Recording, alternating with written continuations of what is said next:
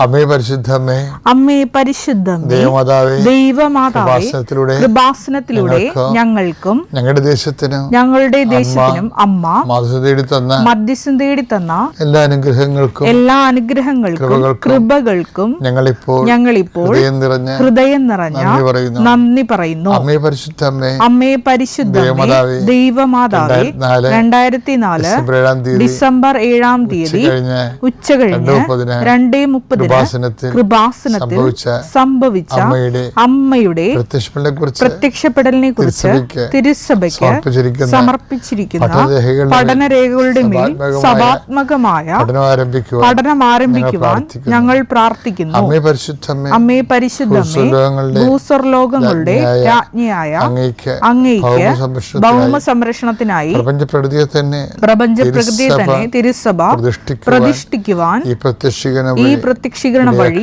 ഇടയാക്കണമേ. പരിശുദ്ധമ്മേ, ജപമാല മാതാവേ, സകല കൃപാസനം പ്രാർത്ഥനകളോടും ചേർത്ത് ഞങ്ങളിപ്പോൾ പ്രാർത്ഥിക്കുന്ന ഈ കുടുംബത്തിന്റെ പ്രത്യേക നിയോഗം പറമക്കളെ.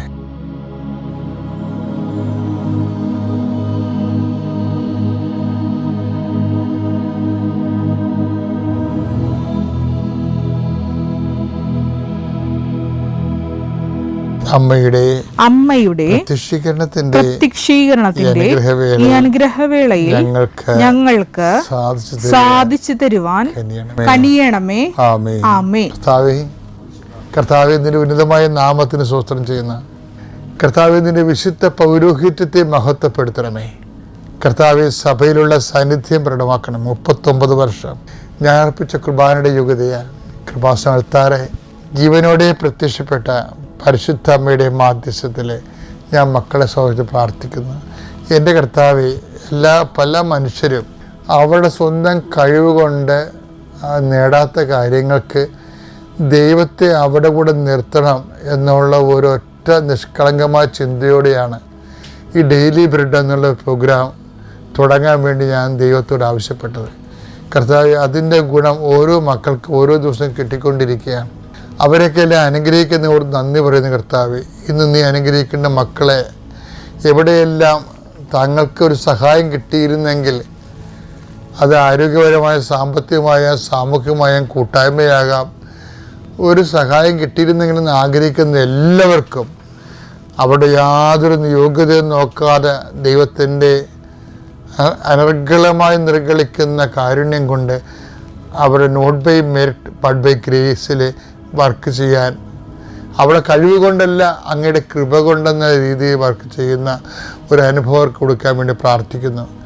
കർത്താവേ, എനിക്കങ്ങയും എന്തുമാത്രം മധുരമായിട്ട് തോന്നുന്നു, എനിക്കങ്ങേ എന്തുമാത്രം ആരോഗ്യമായിട്ട് തോന്നുന്നു, എനിക്ക് അങ്ങേ എന്തുമാത്രം സുഗന്ധമായിട്ട് തോന്നുന്നു, അത്രയും അങ്ങയുടെ മക്കൾക്ക്, ഞാൻ സംസാരിക്കുന്ന മക്കൾക്കും അതേ രീതി തോന്നാൻ വേണ്ടി ഞാൻ അങ്ങയെ അവർക്ക് കിട്ടാൻ വേണ്ടി പരിശുദ്ധ അമ്മയോട് മധ്യസ്ഥം വഹിക്കുന്നു. അമ്മേ പരിശുദ്ധമ്മേ, ദേവമാതാവേ, എല്ലാമായ ക്രിസ്തുവിനെ, എന്തിനും പോകുന്ന ക്രിസ്തുവിനെ, എല്ലാത്തിനും ചേരുന്ന ക്രിസ്തുവിനെ, എല്ലാത്തിനും മരുന്നായ ക്രിസ്തുവിനെ, കർത്താവേ പരിശുദ്ധമ്മേ, എല്ലാ മക്കളും ലഭിക്കാനും അതുവഴി പരപിതാവ് മഹത്വപ്പെടാനും നീ ക്രിസ്തുവിനെ ഇനിയും ഞങ്ങൾക്ക് വേണ്ടി ഞങ്ങളുടെ ജീവിത പ്രശ്നങ്ങളിൽ ക്ഷണിച്ചുകൊണ്ടും ചേർത്തുകൊണ്ടും മധ്യസ്ഥം വഹിക്കണമെന്ന് പ്രാർത്ഥിക്കുന്നു. ജോലിയില്ലാത്ത മക്കൾ, വീടില്ലാത്ത മക്കൾ, മരണത്തോട് മല്ലടിക്കുന്ന മക്കൾ, അതേസമയം തന്നെ മരുന്ന് കിട്ടാത്ത രോഗങ്ങൾ, മരുന്ന് എത്ര ആളിന് വല്ല സംഭവിച്ചു പോകുന്ന ഓർത്ത് ആശങ്കപ്പെടുന്നവർ, ഡേറ്റ് എണ്ണിയിട്ടുള്ള രോഗികൾ, അതുപോലെ തന്നെ പ്രസവത്തിൻ്റെ ഡേറ്റുകൾ, ഇങ്ങനെ ഡേറ്റുമായി ബന്ധപ്പെട്ട് സമയം കുറിച്ചവർ, ജോലിക്ക് സമയം കുറിച്ചവർ, ഇൻ്റർവ്യൂ സമയം കുറിച്ചവർ, ഓപ്പറേഷൻ സമയം കുറിച്ചവർ, പരീക്ഷയ്ക്ക് സമയം കുറിച്ചവർ, അഡ്മിഷന് സമയം കുറിച്ചവർ, ഇതുപോലെ എന്തെല്ലാം കാര്യങ്ങൾക്ക് വേണ്ടിയാണോ ഡേറ്റ് ഇട്ടിരിക്കുന്നത്, ഡേറ്റ് നമ്മളിട്ടതായാലും ശരി പുറത്തുനിന്നിട്ടതായാലും ശരി, എല്ലാ സമയത്തിൻ്റെ അധികാരിയായ സഞ്ചാരി മാതാവിൻ്റെ മാധ്യസ്ഥത്തിൽ നിനക്ക് കർത്താവിൻ്റെ കൃപ ലഭിക്കാൻ ഇടയാകട്ടെ. എൻ്റെ കർത്താവിൻ്റെ ഉന്നതമായ നാമത്തിൽ സമയബന്ധിതമായി നിൻ്റെ വിഷയത്തിന് മേൽ ദൈവം നിറവേറട്ടെ. നിത്യം പിതാമ്പുത്രനും പരിശുദ്ധാത്മാവായ സർവേശ്വര എന്നേക്കും ആമേൻ. വിശ്വാസ പ്രമാണം. സർവശക്തനായ പിതാവും ആകാശത്തിൻ്റെയും ഭൂമിയുടെയും സൃഷ്ടാവുമായ ദൈവത്തിൽ ഞാൻ വിശ്വസിക്കുന്നു. അവിടുത്തെ ഏകപുത്രനും ഞങ്ങളുടെ കർത്താവുമായ ഈശോ മിശിഹായിലും ഞാൻ വിശ്വസിക്കുന്നു. ഈ പുത്രൻ പരിശുദ്ധാത്മാവിനാൽ ഗർഭസ്ഥനായി കന്യകാമറിയത്തിൽ നിന്ന് പിറന്ന് പൊന്തിയോസ് പീലാത്തോസിന്റെ കാലത്ത് പീഡകൾ സഹിച്ച് കുരിശിൽ തറയ്ക്കപ്പെട്ട് മരിച്ച് അടക്കപ്പെട്ട് പാതാളങ്ങളിൽ ഇറങ്ങി മരിച്ചവരുടെ ഇടയിൽ നിന്ന് മൂന്നാം നാൾ ഉയർത്ത് സ്വർഗത്തിലേക്ക് എഴുന്നള്ളി സർവശക്തിയുള്ള പിതാവായ ദൈവത്തിന്റെ വലതുഭാഗത്തിരിക്കുന്നു. അവിടെ നിന്ന് ജീവിക്കുന്നവരെയും മരിച്ചവരെയും വിധിക്കുവാൻ വരുമെന്നും ഞാൻ വിശ്വസിക്കുന്നു. പരിശുദ്ധാത്മാവിലും ഞാൻ വിശ്വസിക്കുന്നു. വിശുദ്ധ കത്തോലിക്കാ സഭയിലും പുണ്യവാന്മാരുടെ ഐക്യത്തിലും പാപങ്ങളുടെ മോചനത്തിലും ശരീരത്തിന്റെ ഉയർപ്പിലും നിത്യമായ ജീവിതത്തിലും ഞാൻ വിശ്വസിക്കുന്നു. ആമേൻ. സ്വർഗ്ഗസ്ഥനായ ഞങ്ങളുടെ പിതാവേ, അങ്ങയുടെ നാമം പൂജിതമാകണമേ. അങ്ങയുടെ രാജ്യം വരണമേ. അങ്ങയുടെ തിരുമനസ് സ്വർഗത്തിലെ പോലെ ഭൂമിയിലും ആകണമേ. അന്നു വേണ്ടുന്ന ആഹാരം ഇന്ന് ഞങ്ങൾക്ക് തരണമേ. ഞങ്ങളോട് തെറ്റ് ചെയ്യുന്നവരോട് ഞങ്ങൾ ക്ഷമിക്കുന്നത് പോലെ ഞങ്ങളുടെ തെറ്റുകൾ ഞങ്ങളോടും ക്ഷമിക്കണമേ. ഞങ്ങളെ പ്രലോഭനത്തിൽ ഉൾപ്പെടുത്തരുതേ, തിന്മയിൽ ഞങ്ങൾ രക്ഷിക്കണമേ. ആമേൻ. നന്മ നിറഞ്ഞ മറിയമേ, സ്വസ്തി. കർത്താവ് അങ്ങയുടെ കൂടെ സ്ത്രീകളിൽ അങ്ങ് അനുഗ്രഹിക്കപ്പെട്ടവളാകുന്നു. അങ്ങയുടെ ഉദരത്തിൻ ഫലമായി ഈശോ അനുഗ്രഹിക്കപ്പെട്ടവനാകുന്നു. പരിശുദ്ധ മറിയമേ, തമ്പുരാന്റെ അമ്മേ, പാപികളായ ഞങ്ങൾക്ക് വേണ്ടി ഇപ്പോഴും ഞങ്ങളുടെ മരണസമയത്തും തമ്പുരാനോട് അപേക്ഷിക്കണമേ. ആമേൻ. എൻ്റെ പ്രിയപ്പെട്ട, എപ്പോഴും എൻ്റെ മനസ്സിൽ വന്നിട്ടുള്ളൊരു വിഷയമാണ്. ആൾക്കാരുടെ മനസ്സിലുണ്ടാവതേ, എന്നെ കൂടാതെ നിങ്ങൾക്കൊന്നും ചെയ്യാൻ സാധ്യമല്ല. ഞാൻ പണ്ട് ഇത് കേട്ട കാലം മുതൽ നമ്മൾക്ക് ഒരു സർക്കാസ്റ്റിക്കായിട്ട് തോന്നും. ഞാനിപ്പോൾ കുറിച്ചെടുത്ത് പോക്കണില്ലേ, ഞാൻ വായിക്കുന്നു, നിങ്ങളെ കൂടെ സംസാരിക്കുന്നു, നിങ്ങൾ കറി വെക്കുന്നു, കഞ്ഞി വെക്കുന്നു, ഭക്ഷണം കഴിക്കുന്നു. ഇതൊക്കെ കർത്താവിനെ കൂടാതെ കർത്താവിനെ വിശ്വസിക്കാത്ത ആൾക്കാരും അതൊക്കെ ചെയ്യുന്നില്ലേ? അപ്പം അതാണ് ഉദ്ദേശിക്കുന്നത്. ഇതുകൊണ്ട് അതൊന്നും അല്ല ഉദ്ദേശിക്കുന്നത്. യോഹന്നാൻ 15:5 എന്നെ കൂടാതെ നിങ്ങൾക്ക് ഒന്നും ചെയ്യാൻ കഴിയുകയില്ല, ഒന്നും ചെയ്യാൻ കഴിയുകയില്ല. അതിൻ്റെ കാരണം എന്ന് പറയുന്നത്, ഈ നേരത്തെ വരച്ചിട്ട വഴികളിലൂടെ വരുമ്പോഴേ ക്രിസ്തുവിനെ നമുക്ക് അനിവാര്യമായ ഒരു ഘടകമായി ഒരു വ്യക്തിക്ക് അനുഭവപ്പെട്ട് കഴിയുമ്പോൾ ജീവിതത്തിൻ്റെ സത്യസന്ധമായ ലക്ഷ്യങ്ങളെ നമുക്ക് പിടികിട്ടും. നമുക്കുള്ളൊരു കുഴപ്പം, ജീവിതത്തിന് പലപ്പോഴും ഫാൾസായിട്ട് ലക്ഷ്യങ്ങളുണ്ട്. ഒരു വിഷയത്തെ ദൈവം സീൽ ചെയ്യുമ്പോഴാണ് അത് സത്യസന്ധമാകുന്നത്. കാര്യം ലോകത്തിൻ്റെ ഏറ്റവും വലിയ പ്രശ്നം സത്യത്തെ നമുക്ക് കിട്ടത്തില്ലെന്നുള്ളതാണ്.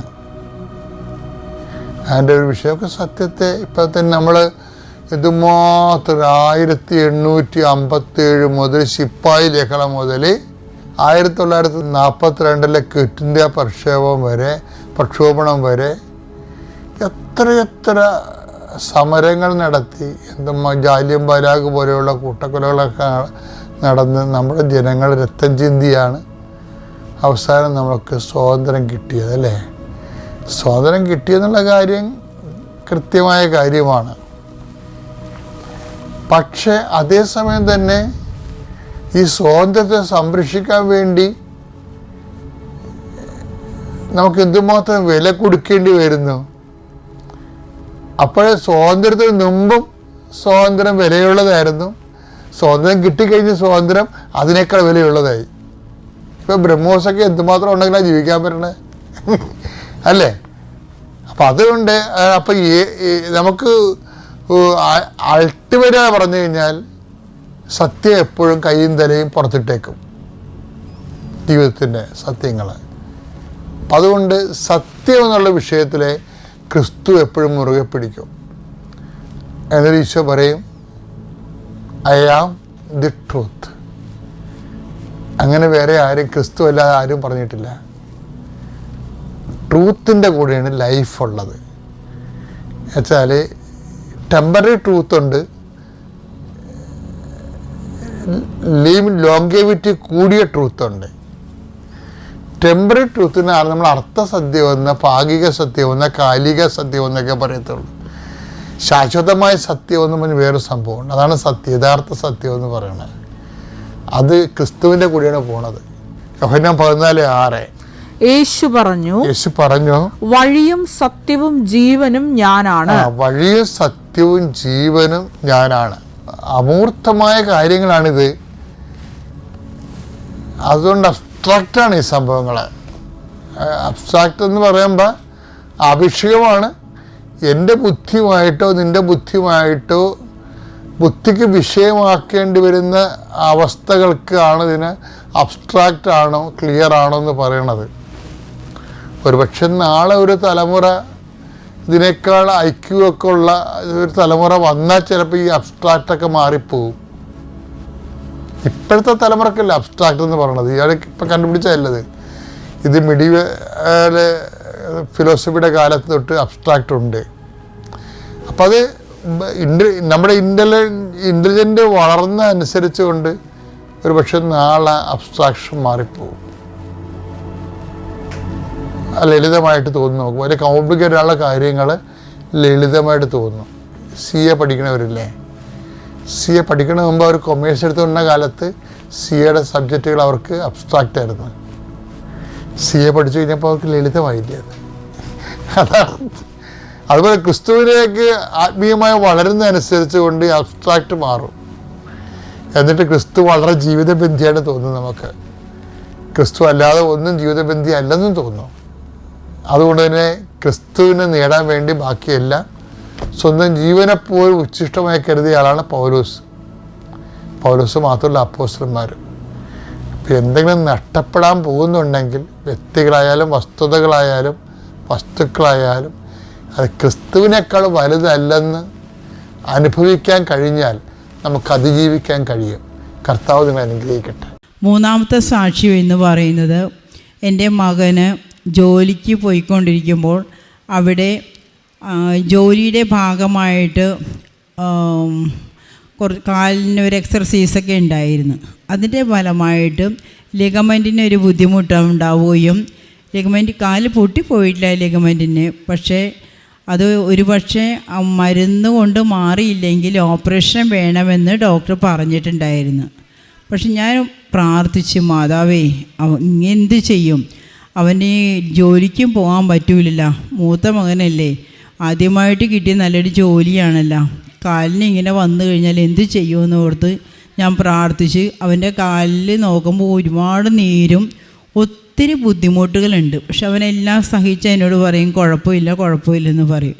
പക്ഷേ ഏതാണ്ട് 1.5 മാസം, ഇപ്പോൾ ഏതാണ്ട് ഒരു 2 കൊല്ലം അടുത്തായിട്ട് ജോലിക്ക് പോയിട്ടില്ല. ഞാനിവിടെ വന്ന് മാതാവിനോട് പ്രാർത്ഥിക്കുകയും അതുപോലെ തന്നെ തൈലം പുരട്ടുകയും തേൻ ഉള്ളിൽ കഴിക്കാൻ ഇടയ്ക്ക് ഞാൻ കൊടുക്കും. അപ്പോൾ മമ്മി കുഴപ്പമൊന്നുമില്ലെന്നൊക്കെ പറയും. പക്ഷേ ഇപ്പോൾ യാതൊരു കാരണവശാലും കാലിനൊരു ബുദ്ധിമുട്ടും ഉണ്ടാവുകയോ ലിഗമെൻറ്റിനും തകരാറൊന്നും ഉണ്ടായിട്ടില്ല. എല്ലാം മാതാവ് വഴിയായിട്ട് അത് പൂർണ്ണമായും കാലിൽ സൗഖ്യപ്പെട്ടു എന്ന് ഞാൻ പൂർണ്ണമായിട്ട് വിശ്വസിക്കുന്നു. അമ്മയ്ക്കും തിരുക്കുമാരനും ഒരുപാട് കോടാനുകൂടി നന്ദി പറയുന്നു. അതുപോലെ തന്നെ എൻ്റെ തള്ളവിരലിൻ്റെ വലതുവശത്ത് ഒരു ദിവസം കൈ ഒരു മഞ്ഞ കളറാവുകയും അത് ഒരു 3 ദിവസം കൊണ്ട് അവിടെ ആ ചുറ്റുഭാഗം പഴുക്കുകയും ചെയ്തു.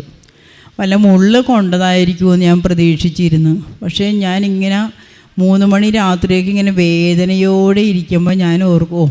അപ്പം ഹസ്ബൻഡ് പറയും, നിങ്ങളെന്താണ് ഉറങ്ങാതിരിക്കണേന്ന് പറയും.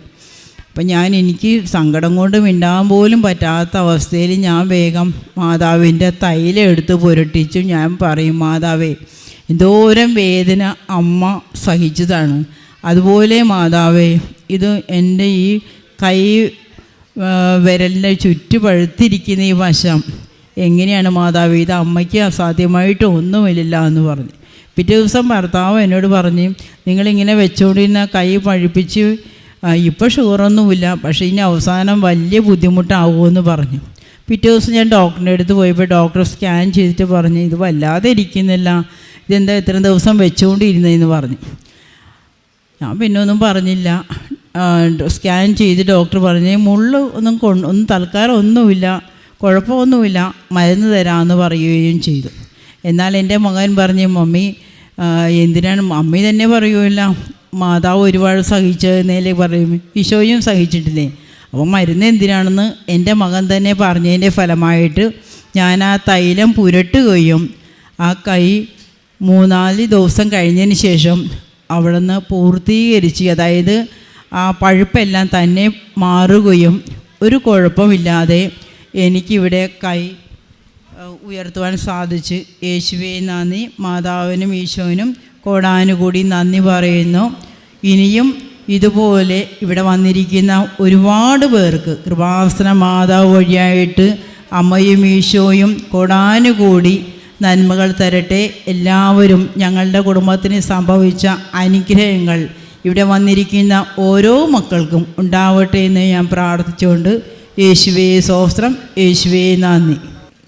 ദൈവ തിരുനാമത്തിന് മഹത്വം ഉണ്ടായിരിക്കട്ടെ.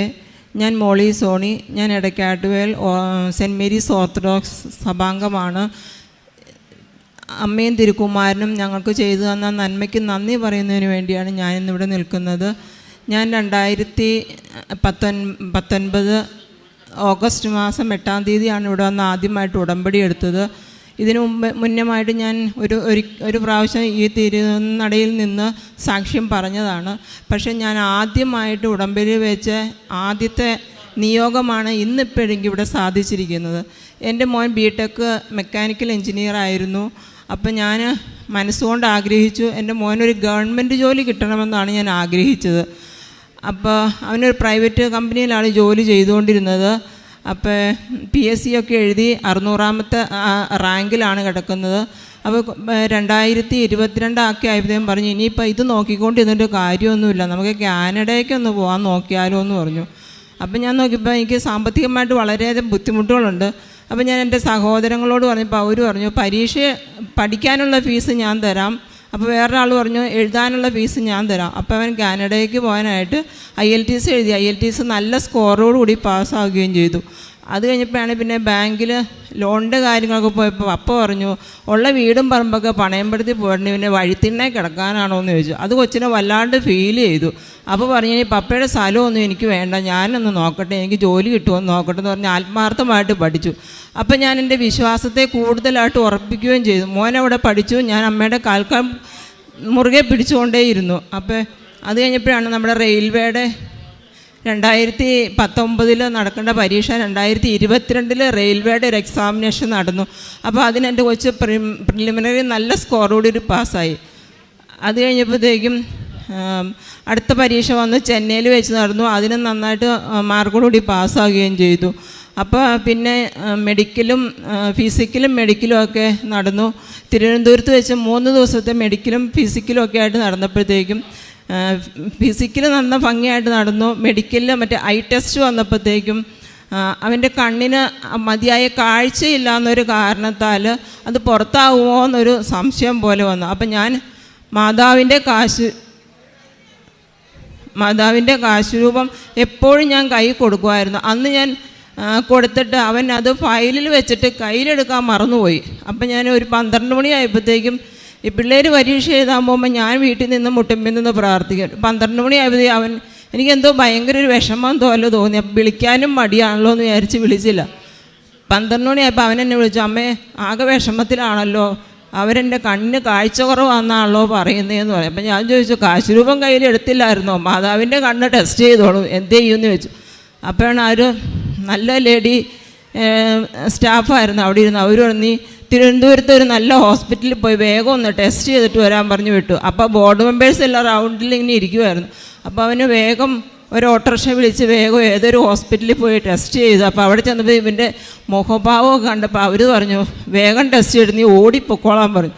ഓടി അവൻ ആ ഓട്ടോറിക്ഷയിൽ തന്നെ തിരിച്ചു വിടുമ്പോഴത്തേക്കും ഇൻ്റർവ്യൂ ബോർഡിൽ നിന്ന് എല്ലാവരും പോകാൻ വേണ്ടി എല്ലാം പൂട്ടിപ്പറക്കി എഴുന്നേറ്റു. അപ്പോൾ ഇവൻ വേഗം ചെന്നിട്ട് പറഞ്ഞു, സാറ് ഞാൻ അവിടെ നിന്ന് കൊണ്ടുവന്ന റിസൾട്ട് 3 ഹോസ്പിറ്റലിൽ ടെസ്റ്റ് ചെയ്ത റിസൾട്ടും ഇന്ന് ഞാനിവിടെ തിരുവനന്തപുരത്ത് ചെയ്ത റിസൾട്ട് ഒന്ന് തന്നെയാണല്ലോ, പിന്നെ ഞാൻ എങ്ങനെയാണ് ഔട്ടാവുന്നതെന്ന് ചോദിച്ചു. അപ്പോൾ അത് മാതാവ് തന്നെ അവനെ കൊണ്ട് പറയിച്ചതാണെന്നാണ് ഞാൻ ഇന്നും വിശ്വസിക്കുന്നത്. അപ്പോൾ അവർ വേഗം അവിടെ ഇരുന്നിട്ട് കാണട്ടെ എന്ന് പറഞ്ഞ് നോക്കി കഴിഞ്ഞപ്പോഴത്തേക്കും അവനെ ഓക്കെ ആയിട്ട് സെലക്ട് ചെയ്യുകയും ചെയ്തു. അപ്പോൾ അതങ്ങനെയായി. അപ്പം വൈകുന്നേരം വീട്ടിൽ വന്നപ്പോൾ ഇവൻ്റെ മുഖഭാവം മാറി കണ്ടപ്പോൾ ഞാൻ ചോദിച്ചു, എന്തേ മോനെ എന്ന് ചോദിച്ചപ്പോൾ ഒന്നുമല്ല, ഞാൻ അമ്മയുടെ പള്ളിയിൽ പോവാന്ന് പറഞ്ഞു. അപ്പം ഞാൻ ഉച്ചയായപ്പോൾ നീ ഏത് പള്ളിയിലാണ് പോണത്? ഞാൻ ആലപ്പുഴ കൃപാസനത്തിൽ പോവാന്ന് പറഞ്ഞു. അപ്പോൾ വേഗം എന്നാൽ ബൈക്ക് എടുത്തോ, ഞാനും പോരാന്ന് പറഞ്ഞ് ഇവിടെ വന്ന് വേഗം അവൻ ചെയ്ത നന്മകൾക്ക് ചെയ്ത അനുഗ്രഹങ്ങൾക്ക് നന്ദിയും പറഞ്ഞു, ക്ഷമയും പറഞ്ഞു. അതുപോലെ തന്നെ ഞാൻ ഉടമ്പടി പുതുക്കാനായിട്ട് ഇവിടെ വന്നപ്പോൾ ഞാൻ പറഞ്ഞു, ഇനി അടുത്ത 3 മാസത്തിനുള്ളിൽ ഞാൻ ഉടമ്പടി പുതുക്കാൻ വരുന്നത് എൻ്റെ കൊച്ചിന് ജോലി കിട്ടണം കേട്ടോ മാതാവേ. അന്ന് ഞാൻ വെറുതെ ഇവിടെ നിന്ന് ഈ അമ്മയെ നോക്കി പറഞ്ഞിട്ടാണ് പോയത്. അപ്പോൾ ഇന്നലെയാണ് എനിക്ക് പുതുക്കേണ്ട ഡേറ്റ് വന്നത്. പക്ഷേ ഇന്നലെ ഡേറ്റ് വന്നെങ്കിൽ ഇവനെ ജോയിൻറ്റ് ലെറ്റർ കിട്ടാനായിട്ട് വൈകിയായിരുന്നു. തിരുവനന്തപുരത്ത് 3 ദിവസമായിട്ട് പോയി കിടക്കുന്നു. അപ്പോൾ ഒരു ദിവസം പറയും പിറ്റേ ദിവസം അടുത്ത ദിവസം പറയും പിറ്റേ ദിവസം വരാൻ പറഞ്ഞു. അപ്പോൾ വെള്ളിയാഴ്ച ആയപ്പോൾ ഇവർ പറഞ്ഞു ഇനി ഏതായാലും തിങ്കളാഴ്ച വരാൻ പറഞ്ഞു. അപ്പോൾ ഞാൻ പറയും ഏതായാലും ഞാൻ പുതുക്കുന്ന ഡേറ്റ് 14-ാം തീയതിയിലേക്ക് മാറ്റും, അമ്മ എന്നാന്ന് ചെയ്യട്ടെന്ന് പറഞ്ഞു. അപ്പം 13-ാം തീയതി രാവിലെ അവനോട് പറഞ്ഞു ഇന്ന് തന്നെ വരണം, വരാതിരിക്കുന്നു പറഞ്ഞു. അപ്പോൾ 13-ാം തീയതി അവൻ പോയി ജോയിൻറ്റ് ലെറ്റർ കൈമേടിക്കുകയും 13-ാം തീയതി തന്നെ തൃശ്ശൂർ റെയിൽവേ സ്റ്റേഷനിൽ അവന് നല്ലൊരു ജോലി അവൻ ജോയിൻ ചെയ്യുകയും ചെയ്തു. ഇന്ന് രാവിലെ തന്നെ ജോലിക്ക് പോവുകയും ചെയ്തു. അപ്പോൾ പിള്ളേരുടെ വിശ്വാസം നമ്മൾ പ്രാർത്ഥിച്ചാലും പോരാ, മക്കൾക്ക് വിശ്വാസം ഉണ്ടോയെന്ന് ദൈവം മാതാവ് അവിടെ ഒന്ന് പരീക്ഷിച്ച് തന്നാണ് ഞാനിപ്പോൾ പറയുന്നത്. അപ്പം ഞാൻ അവിടെയോട് വെച്ചു, എൻ്റെ അമ്മയും നിൻ്റെ അമ്മയും ഒന്ന് തന്നെയല്ലേ. അപ്പം അവൻ വീണ്ടും അടുത്ത ദിവസം വന്ന് അമ്മയുടെ അടുത്ത് നന്ദി പറയാൻ വേണ്ടി അവൻ വരും. അതാണ് എൻ്റെ ഒന്നാമത്തെ സാക്ഷി. ഞാൻ 2019 ആദ്യത്തെ നിയോഗമാണ് എനിക്കിന്ന് സാധിച്ചിരിക്കുന്നത്. അതുപോലെ തന്നെ ഞാൻ നിയോഗത്തിൽ വയ്ക്കാത്തൊരു സാക്ഷി എന്ന് വെച്ചാൽ ഞാൻ 2 വീലർ ഓടിക്കുന്ന വ്യക്തിയാണ്. എനിക്കൊരു തയ്യൽ ഷോപ്പാണ്. അപ്പോൾ തയ്ച്ചത് വാങ്ങിക്കാനായിട്ട് ഒരാൾ വന്നപ്പോഴത്തേക്കും ഞാൻ തയ്ച്ച് തീർന്നില്ലായിരുന്നു. അപ്പോൾ ഞാൻ പറഞ്ഞു അവർക്ക് സന്ധ്യയായിട്ട് എന്തോ ഒരു ഫംഗ്ഷന് പോകാൻ വേണ്ടിയിട്ടാണ്. അപ്പോൾ ഞാൻ പറഞ്ഞു സന്ധ്യ ആകുമ്പോൾ ഞാൻ നിങ്ങളുടെ വീട്ടിലേക്ക് കൊണ്ടു തന്നേക്കാമെന്ന് പറഞ്ഞു. അപ്പോൾ ഞാൻ തയ്ച്ച് കഴിഞ്ഞൊരു 6-6:30 ആയപ്പോഴത്തേക്ക് വീട്ടിൽ കൊണ്ട് കൊടുക്കാനായിട്ട് പോയപ്പോൾ ഭയങ്കര കുത്തനെ ഒരു ഇറക്കമാണ് അവരുടെ വീട്ടിലേക്ക്. അപ്പം ഞാൻ സ്കൂട്ടറും കൊണ്ട് ഇങ്ങനെ ഇറങ്ങിപ്പോയി. അന്നേരം എനിക്കൊന്നും തോന്നിയില്ല. വീട്ടിൽ കൊണ്ടുപോയി കൊടുത്തു, തയ്ച്ചതിൻ്റെ കൂലിയും വാങ്ങിച്ച് തിരിച്ച് കയറി നല്ല കയറ്റത്ത് വന്നപ്പോഴത്തേക്കുമാണ് അവരുടെ പട്ടി എൻ്റെ പുറകെ ഓടി വന്നിട്ട് വണ്ടിക്ക് വട്ടം വയ്ക്കുകയാണ്. അപ്പോൾ എനിക്ക് വണ്ടി ഓടിക്കാനും പറ്റണില്ല, ഒന്നും പറ്റണില്ല. അവസാനം വണ്ടി അങ്ങ് മറിഞ്ഞു. ആ ഇറക്കത്തിലേക്ക് വീണ്ടും ഞാൻ താഴത്തേക്ക് തന്നെ പോയി. അപ്പം ഞാൻ വണ്ടി മറിയുമെന്ന് പറയുമ്പോൾ ഞാൻ എൻ്റെ മാതാവേ നീ എന്നെ കൈവെടിയുവാണോ എന്ന് ചോദിക്കുകയും എന്നെ കുറേ അങ്ങ് വലിച്ചോണ്ടങ്ങ് പോയി. അപ്പോൾ ഇത് കണ്ട് പട്ടി മേടിച്ച് ഓടുകയും ചെയ്തു. എനിക്കൊരു പോറൽ പോലും ഏൽക്കാതെ എൻ്റെ അമ്മ അത്രയും അപകടത്തിൽ നിന്ന് രക്ഷിച്ചു. ഞാനിവിടെ ഉടമ്പടി എടുക്കാൻ വന്നപ്പം വന്ന ഒരു കീ ചെയിനാണ് എൻ്റെ വണ്ടിയിൽ ഇട്ടിരിക്കുന്നത്. അതുപോലെ തന്നെ എൻ്റെ കഴുത്തിൽ നിന്ന് അമ്മയുടെ കാശ് രൂപം ഞാൻ ഊരിയിട്ടില്ല. പിന്നെ എൻ്റെ സുഹൃത്തിന് കഴിഞ്ഞ ദിവസം എൻ്റെ സുഹൃത്ത് വന്നിട്ട് പറഞ്ഞു അവൾക്ക് വീട് പണിയാണ്, ലൈഫിൻ്റെ വീട് കിട്ടിയതാണ്, പാവങ്ങളാണ്, ഒരു പക്ഷേ ഞങ്ങൾ സങ്കടങ്ങളൊക്കെ അങ്ങോട്ടും ഇങ്ങോട്ടും ഒത്തിരി പറയാറുണ്ട്. അപ്പോൾ ലൈഫിൻ്റെ വീടിൻ്റെ വാർക്കയാണ്, എടി പൈസയൊന്നും ഇല്ലല്ലോ എന്ന് ചോദിച്ചു. നിൻ്റെ കയ്യിൽ വല്ല ഇരിപ്പുണ്ടോ എന്ന് ചോദിച്ചു. ഞാൻ പറഞ്ഞു എടി 1000 രൂപ പോലും നിന്നെ തന്ന് സഹായിക്കാൻ എൻ്റെ കയ്യിൽ ഇല്ലല്ലോ, എന്ത് ചെയ്യണം എനിക്ക് അറിയില്ലല്ലോ എന്ന്. അപ്പോഴും ഞാൻ ഓർത്ത് ഇനി പിള്ളേർ വരുമ്പോൾ പിള്ളേരോട് ചോദിക്കാം എന്തെങ്കിലും ഉണ്ടോ എന്ന് ചോദിക്കാമെന്ന് ഓർത്തു. എന്നിട്ട് ഞാൻ അവളോട് പറഞ്ഞു തിരിച്ച് ഞാൻ പറഞ്ഞു ഞാൻ എൻ്റെ അമ്മയോട് ചോദിക്കട്ടെ നിന്നോട് ഒന്ന് രക്ഷിക്കാൻ പറ്റുമോ എന്ന് ചോദിക്കട്ടെന്ന് പറഞ്ഞു. അപ്പോൾ അവൾ ഓർത്ത് എൻ്റെ സ്വന്തം അമ്മയോടായിരിക്കും എന്ന് വിചാരിച്ചു. പാടില്ലാണ്ട് കിടക്കുന്ന നിൻ്റെ അമ്മയ്ക്ക് എവിടെ നിന്നാണ് പൈസയെന്ന് ചോദിച്ചു. ഞാൻ പറഞ്ഞു എൻ്റെ അമ്മയല്ല, എൻ്റെ മാതാവ്, എൻ്റെ ആലപ്പുഴ കൃപാസനത്തിലെ മാതാവിനോട് ചോദിക്കട്ടെ എന്ന് പറയും. അപ്പോൾ ഒരു 3:30 ആയപ്പോഴത്തേക്കും അവൾ എന്നെ പറയുവാണ് ബാങ്കിൽ നിന്നും അവളെ മാനേജർ വിളിച്ചു, ചേച്ചി ഒന്ന് വേഗം വരൂ, ചേച്ചിക്ക് 1.5 ലക്ഷം രൂപ ഞാനൊരു ലോണായിട്ട് തരാം, യാതൊരു രേഖകളൊന്നും വേണ്ട എന്ന് പറഞ്ഞു. അവർ ബാങ്കിൽ ഇതുവരെ നടത്തിയിരിക്കുന്ന ഇടപാടുകളുടെ ഭാഗമായിട്ട് അവർക്ക് ആ 3:45 ആയപ്പോഴത്തേക്കും 1.5 ലക്ഷം രൂപ അവർ കൈ കിട്ടുകയും അവരുടെ വാർക്ക ഭംഗിയായിട്ട് നടക്കുകയും ചെയ്തു. ഇതാണ് എനിക്ക് അമ്മയും തിരുക്കുമാരനും കൂടി ചെയ്ത് തന്ന എല്ലാ നന്മകളും. കോടാനുകൂടി നന്ദി ഞാൻ അർപ്പിക്കുന്നു.